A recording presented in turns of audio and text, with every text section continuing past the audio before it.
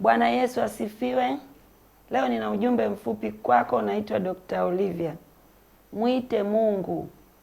Ukimuita Mungu katika hitaji lako, ataonekana. Usitegemee tu watu wa kuombee. Fungua kinywa chako leo na wewe umuite Mungu. Ni mwaminifu. Nina uhakika kabla mwaka huu haujaisha, ukimuita Mungu ataonekana kwa watoto wako, kwenye kazi yako, kiroho chako kitaongezeka. Ziko faida za kumuita Mungu. Tunaye nabii anaitwa Yeremia, nabii wa maombolezo. Yeremia alitufundisha na alisema namna ya kumuita Mungu. Ukisoma katika kile kitabu cha Yeremia sura ya 33 na ule mstari wa 3, neno la Bwana linasema kupitia nabii Yeremia, akasema, niite nami nitakuitikia, nami nitakuonyesha mambo makubwa na magumu usiyoyajua. Maana Bwana Mungu wa Israeli asema katika habari ya nyumba ya mji huu na katika habari ya nyumba ya Yuda zilizobomolewa, wana waliokuja kupigana na kuzijaza mizoga, hasira yangu na ghadhabu yangu, na kwa ajili ya uovu wao wote nimeuficha mji huu uso wangu. Tazama, nitaleta afya na kupona, nami nitawaponya, nami nitawafunulia wingi wa amani na kweli, nami nitawarudishia wafungwa wa Yuda na kuwajenga kama kwanza.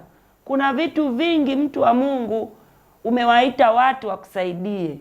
Umeita madaktari wakusaidie. Wengine mmeenda extra mile, we ambaye hujampa Yesu maisha yako ama una imani, umeita waganga na wachawi wakusaidie. Umetegemea wanadamu wakusaidie. Lakini leo ujumbe wangu kwako, Mungu anasema niite nami nitakuitikia. Ukimuita Mungu atakuponya magonjwa. Ukimuita Mungu utapata uzima wa milele. Yohana 3:16 na 17. Ukimuita Mungu hautatayarika na vitu vinavyoendelea katika maisha yako, katika kazi yako, katika karama na kipawa alichoweka Mungu ndani yako. Ukimuita Mungu, nguvu ya mauti itaharibiwa. Kwanza uelewe, nguvu ya mauti ilishaharibiwa Yesu alipokwenda pale msalabani. Mauti haina nguvu katika maisha yako kama wewe utakuwa na mahusiano mazuri na Mungu na kuombea neema ya kumuita Mungu. Ukimuita Mungu utaheshimu wazazi wa kimwili. Ukimuita Mungu utaheshimu wazazi wa kiroho.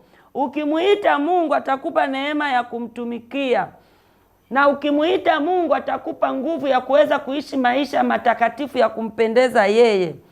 Yoshua akasema katika kitabu cha Yoshua sura ya 24 mstari wa 15, chagueni hivi leo ni nani mtakaye mtumikia.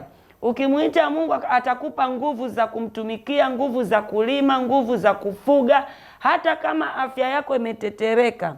Ukimuita Mungu utaomba toba na rehema kila mara na kujitakasa. Biblia inasema, tazama, kesheni muombe, kwa sababu hamjui siku wala saa atakapokuja mwana wa Adamu.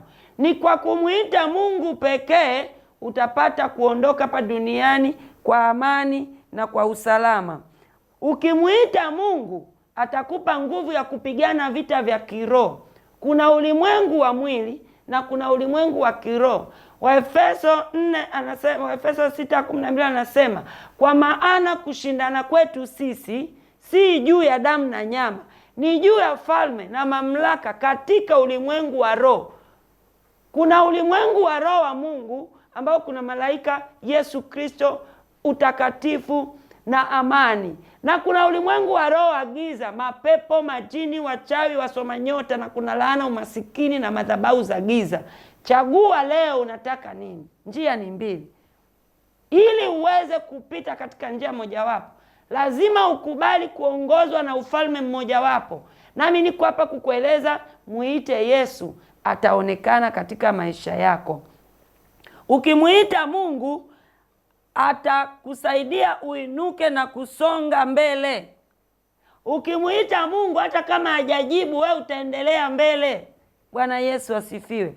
Mungu amekuwa akijitambulisha kwa mwanadamu kama yeye ni Alfa na Omega, kama yeye ni Mungu anayepatikana, kama yeye ni Mungu ambaye ni maji ya uzima. Amejitambulisha kwetu sisi mara nyingi, na ametokea watu wengi, wale wote ambao waliamua kuchagua kumwamini. Amejiita Mungu mwenye nguvu, amejiita Mungu anayepatikana. Ukimwamini Mungu, ukimuita hauhukumiwi.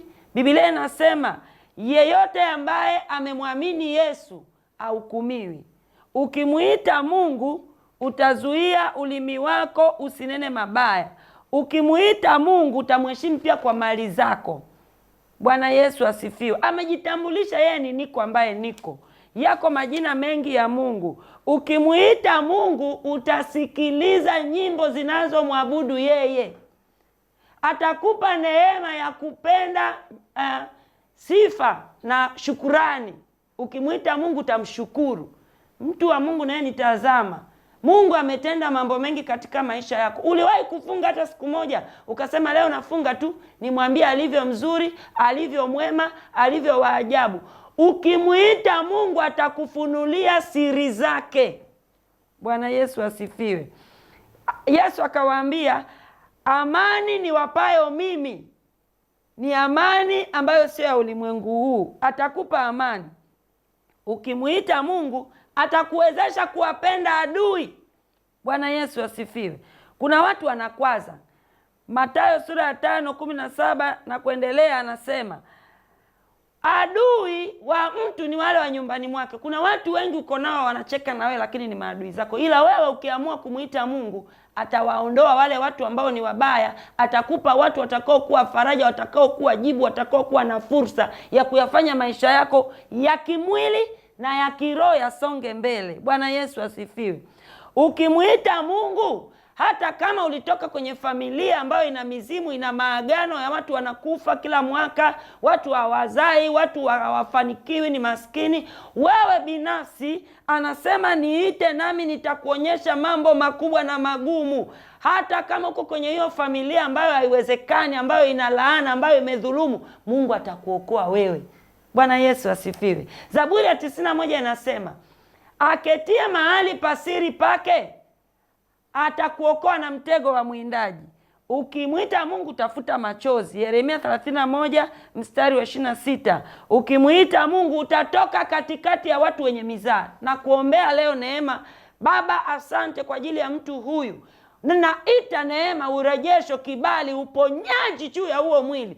Pokea nguvu na neema katika maisha yako. Katika jina la Yesu, naita jina la Yesu lisiloshindwa na chochote. Uwe mzima, uishi, ukatawale, ukavuke mwaka. Katika jina la Yesu nimeomba.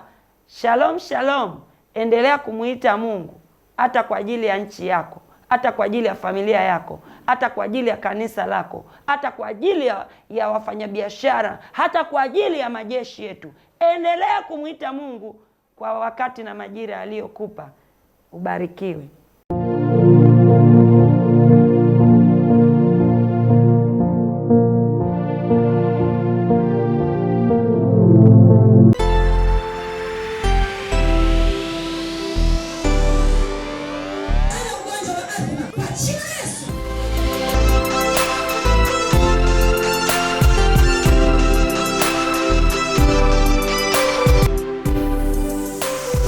Uchawi ulioachiliwa, wewe joka uliyevaa mwili, ondoka, ondoka, chibwe ndani yake, bye bye kwa jina la Yesu.